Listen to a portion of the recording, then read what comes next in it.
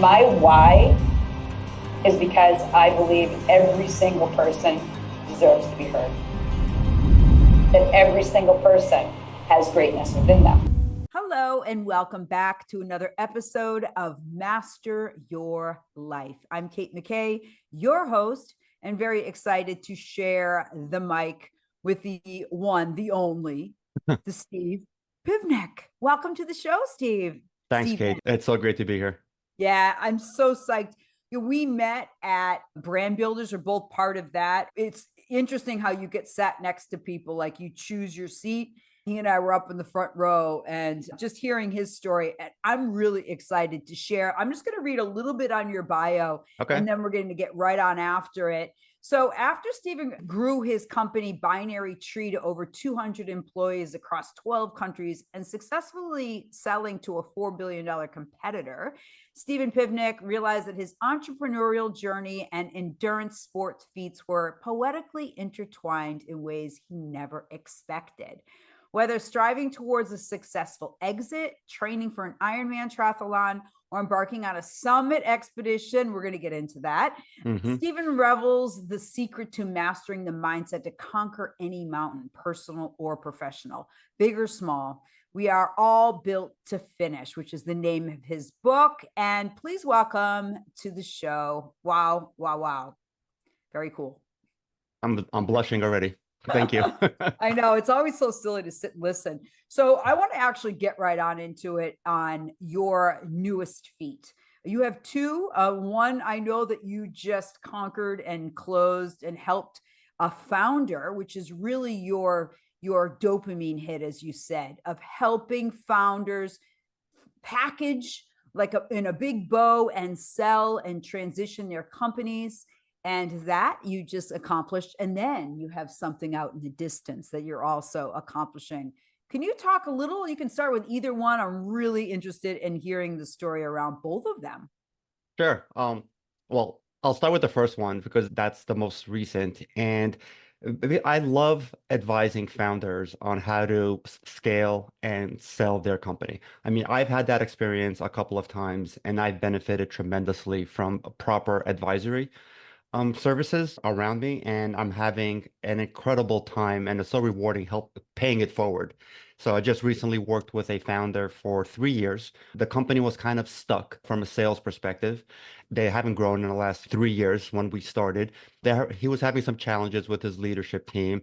I can't squeeze all into 45 minutes, but there's a methodology that we go through to really help founders get unstuck and really help get their house in order to maximize the exit valuation and maximize the results for all the stakeholders. So it's interesting. I've been doing that even while I was running my own company. I was on an advisory board on many different companies. So it was great to see them succeed. I used the methodology to help me succeed with the advisors that I brought on board.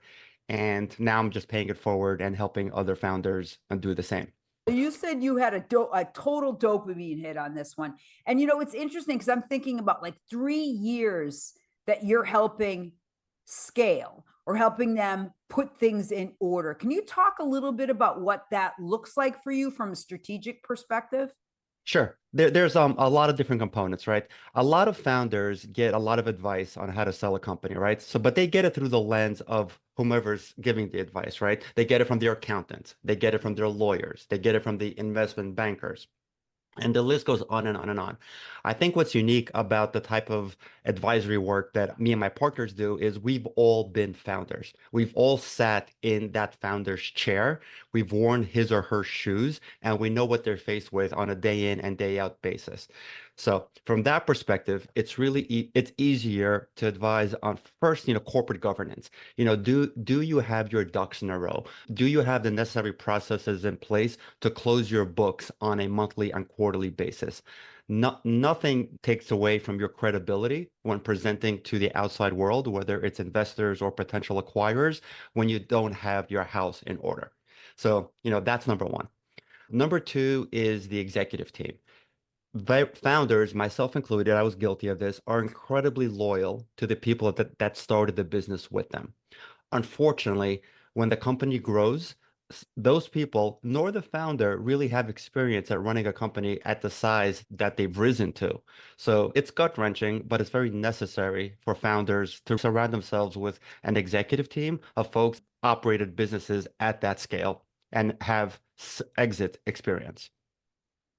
And third is just everything operationally, internally, making sure that all systems are firing on all cylinders and that everything is systemized so that the acquirer doesn't look at the absence of the founder as being a risk to the business. So everything needs to be so systemized where the founder, while he or she can be really important, doesn't need to be a cog in every single wheel, which unfortunately most founders are. That's a really intense psychological untangling.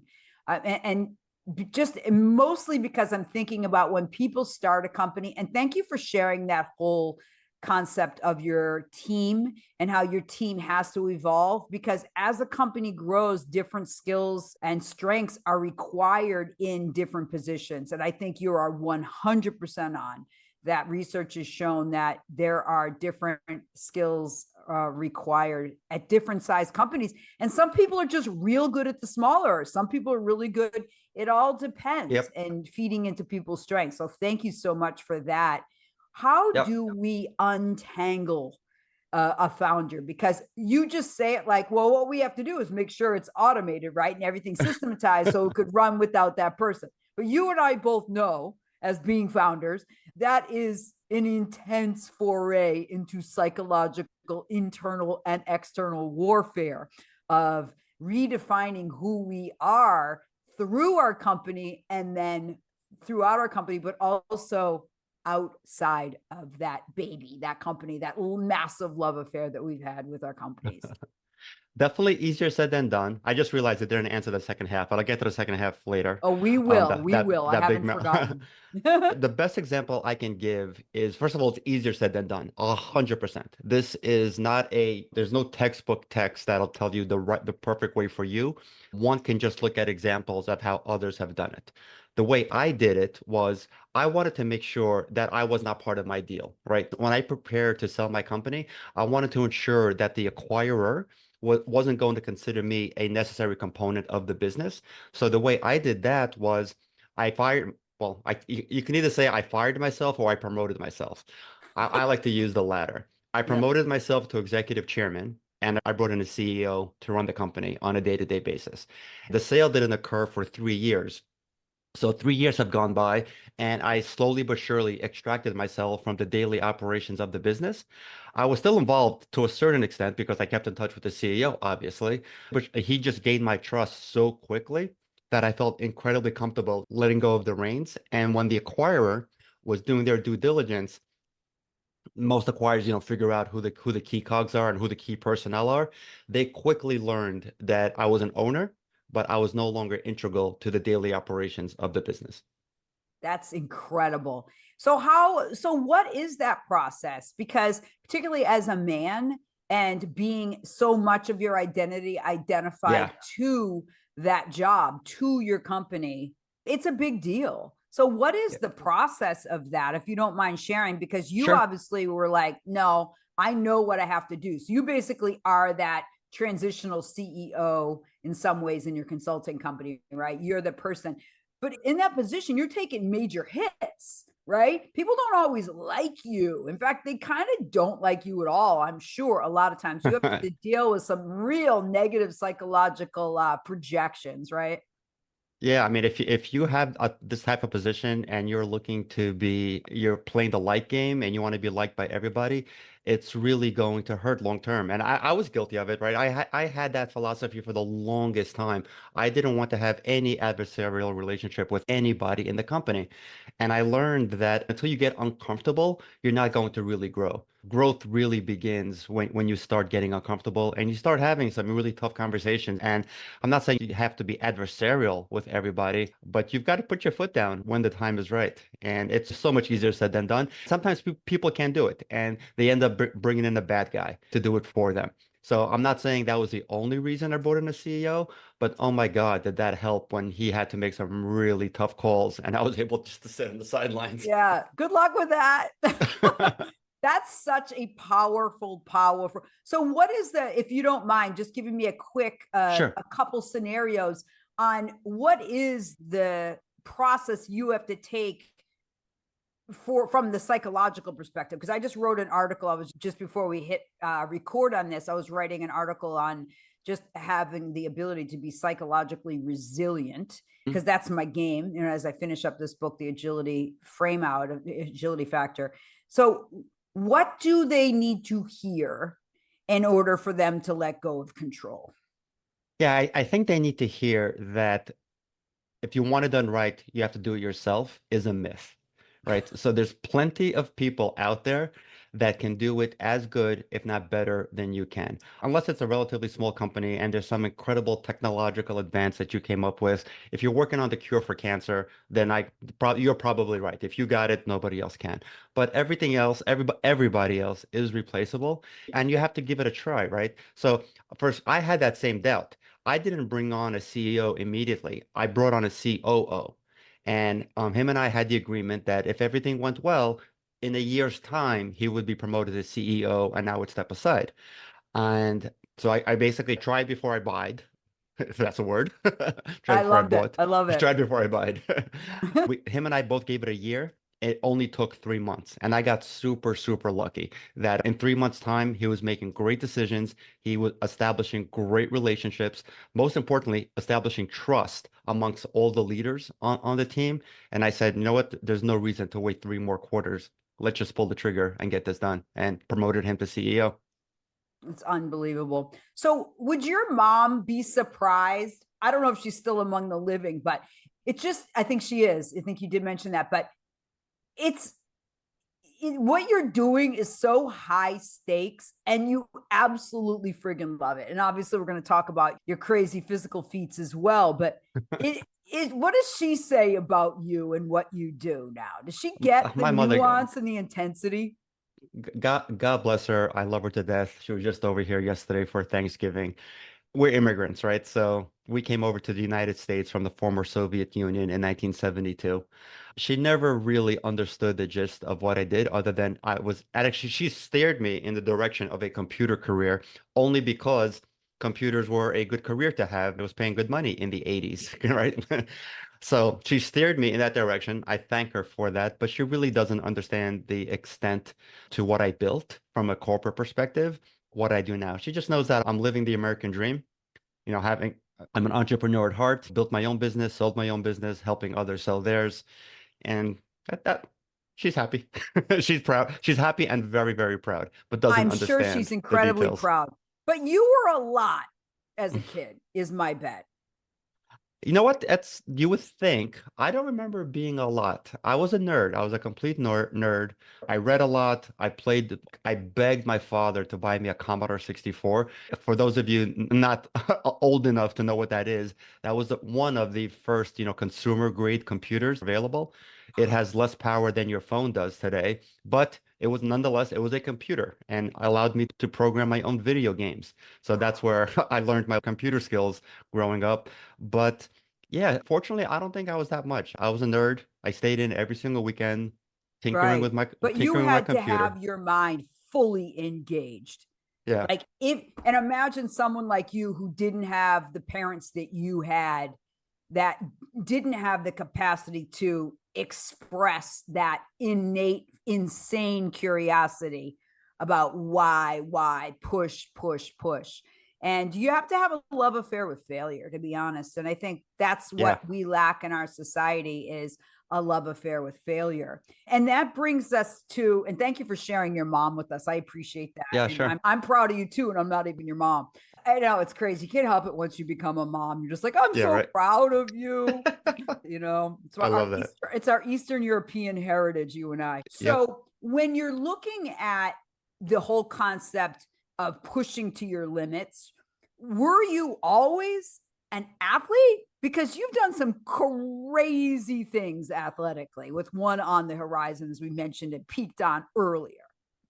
Yeah, my wife hates it when I call myself a couch potato, but except for skiing, I really was a couch potato. All of these activities that we'll talk about really hit me. I started partaking in them at the age of 40. Again, back to my mom. and my father and their parents, every single bad gene in the world is in me.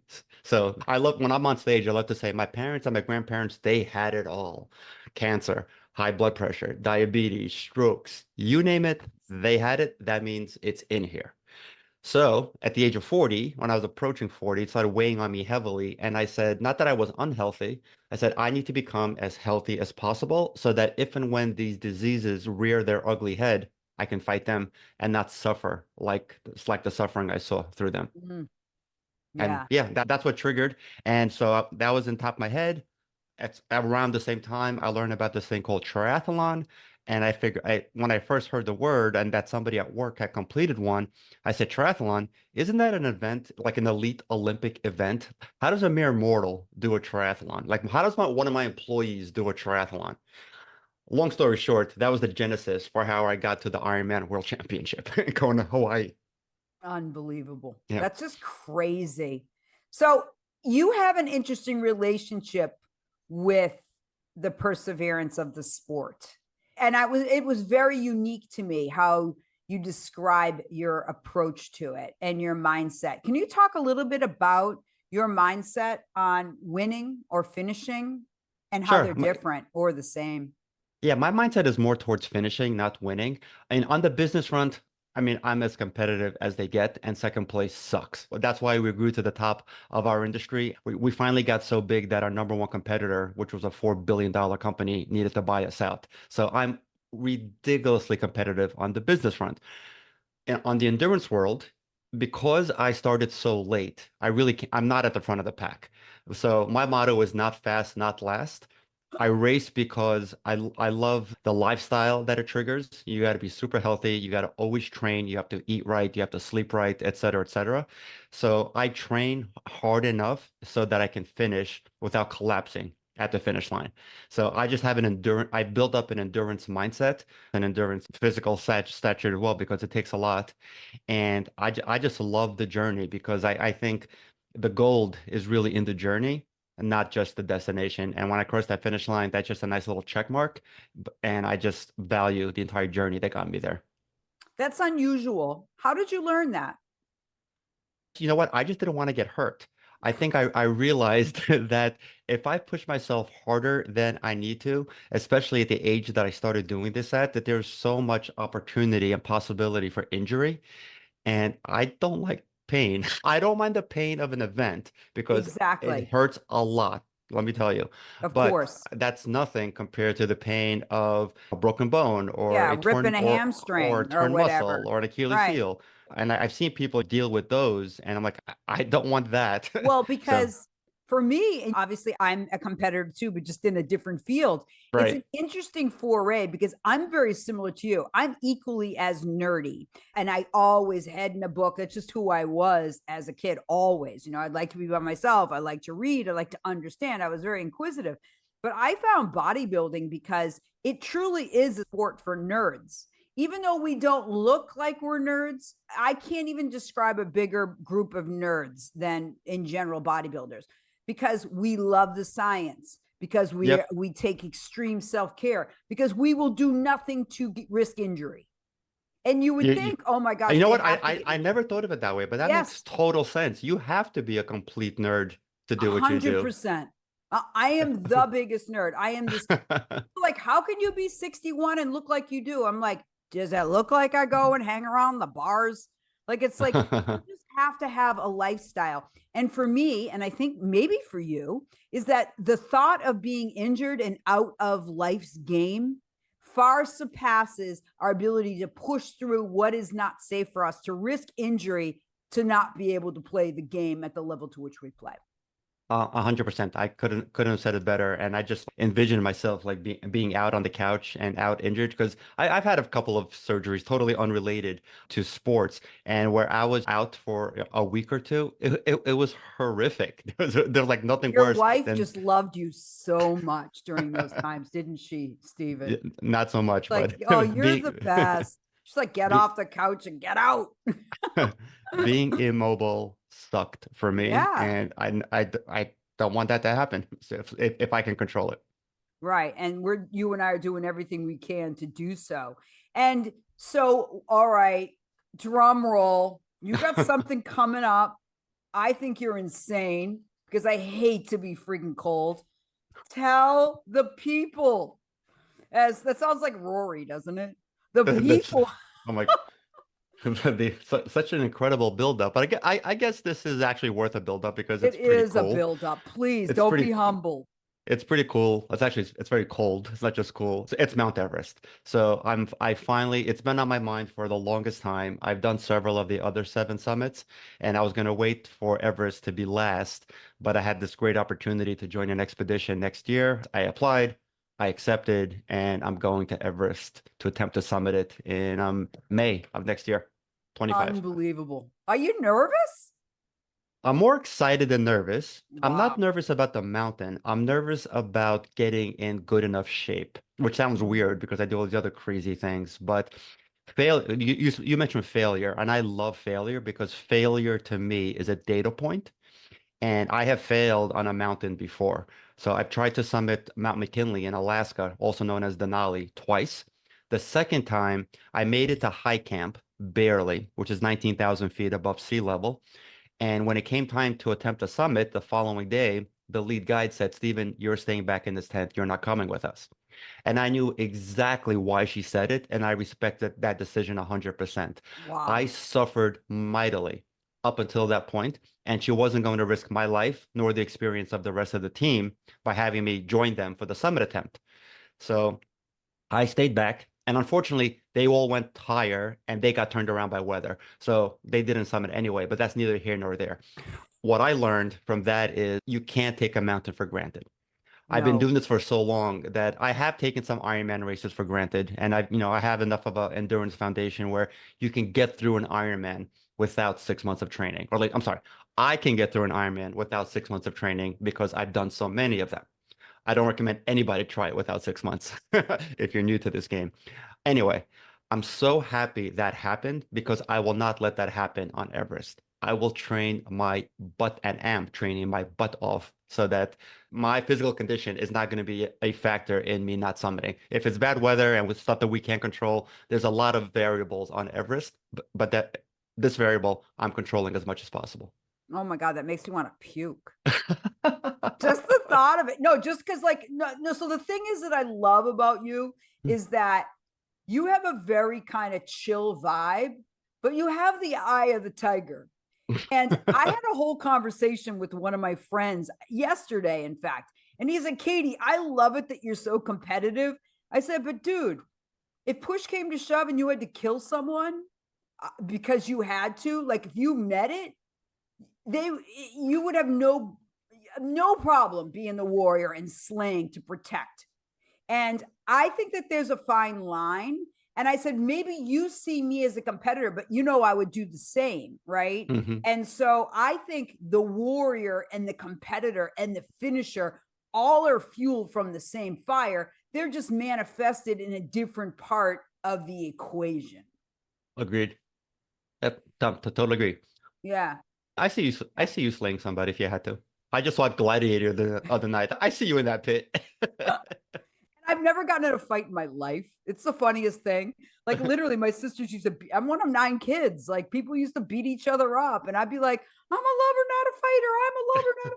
I hate conflict. I hate it. If I have to, I know that I've been called with a bigger energy to stand in. And in many ways, Stephen, I feel like that's been my call in life, and the reason why I never want to get injured because I know if something goes down, people are going to line up behind me. I don't even know Right. why I know that, but I just do. hmm And so Sure. maybe it's not in this lifetime, but I will be ready. And, I don't want anything in the way of that. A clear mind, clear body, clear spirit, I uh, love it. clear conscience, No, clear I totally get it. And there's nothing wrong with never being in a fight in one's life. I don't think, I mean, I've been punched, I've been bullied, but I've never been in an all-out fight, I don't think. Not that I can remember. right. Yeah. Because I it's like, why I bother? I think I've thrown Unless you're one fighting for your punch. life. I've only thrown one punch my entire life. Somebody in the playground was beating up on me, and then my friends like pulled him back, and they were holding him, and I had a clear punch, so I just took it, You and I did had it. to. I was so afraid of hurting him. I punched him in the stomach instead of the Oh face. yeah, of course. Your mother would have been proud.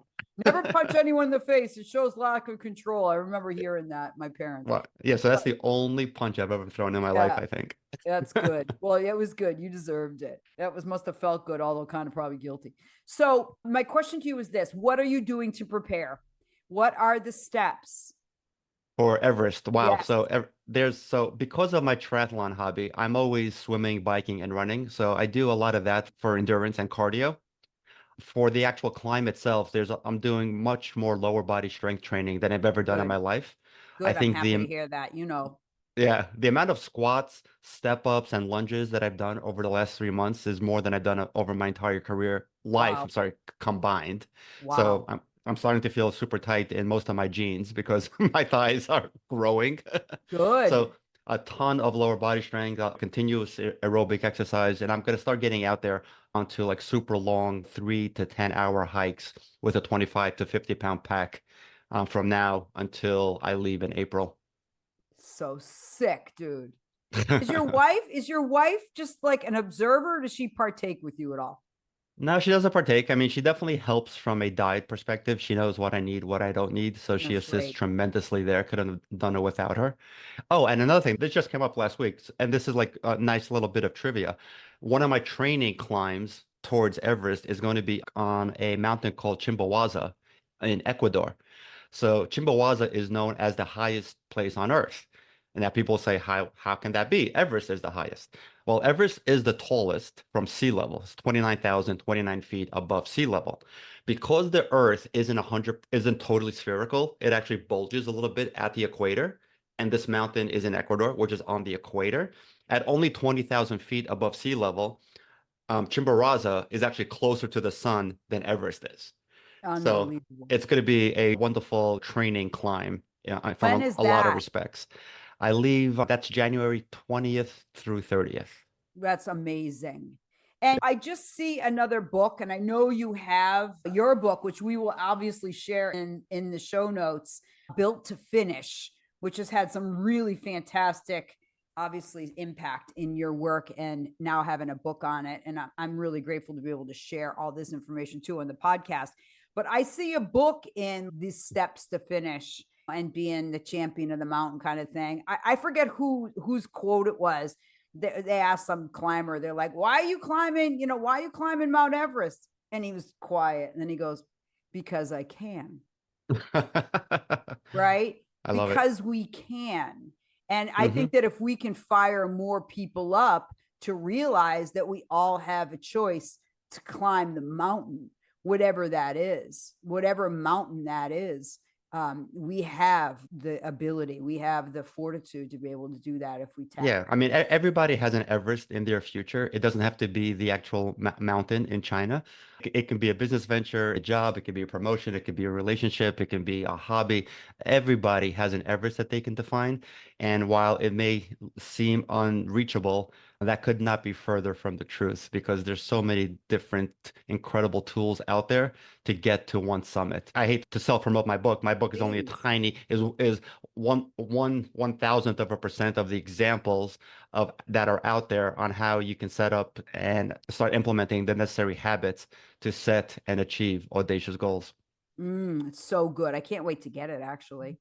So in your work now, you love your work because it gives you this incredible dopamine hit. Who is your ideal client? Who are the people Ah, that you feel that you're called here to serve? that's a great question. I think people are best able to serve the 10-year younger version of themselves. So a 10-year younger version of myself is an entrepreneur, a founder that's been running their business for over 10 years, and the vast majority of their wealth is tied up in their business and it's illiquid. So if your business is worth, let's say, $20 million or 50 million, it's illiquid until you find a buyer, right? So, and it's very, very tough for any business to be sold, right? So my ideal customer is somebody that's been at it for 10 years, feels stuck. I mean, my technical forte is in the IT space, but a lot of what I can convey and what I can mentor and advise on is really across the board. But if somebody wants me to go super deep on their actual business, then technology is my forte. So again, over 10 years old, over $10 million in annual revenue. and somebody that just feels that they're a little bit stuck. Maybe the sales growth has stalled. Maybe some of their executive team aren't performing the way they should be. Maybe they're having a hard time expanding into certain areas. So that's the ideal persona for me. That's so good. I hear this thematic with you. And I think much of it was when we talked about how we both seek freedom. That one of the reasons why we don't want to be injured is we want to feel free. You and I are deeply committed to feel free. And I heard Mhm. in that the passion that you want to help founders feel free. Oh, 100%, because mo most founders do not feel free, right? They're tied up in their business. They can't go away on vacation without their cell phone or their laptop. They're at it 24/7 most of the time. I mean, I was there. It took a it was really hard to disconnect because like, oh my God, how can I disconnect from my baby? God, what if that important email comes through and only I can answer it? Most founders are not free. And Yes. Wow. there's a formula to getting free. Wow. This is my cousin saying, I love it. Suffering is optional. Totally. It really truly is. You know what?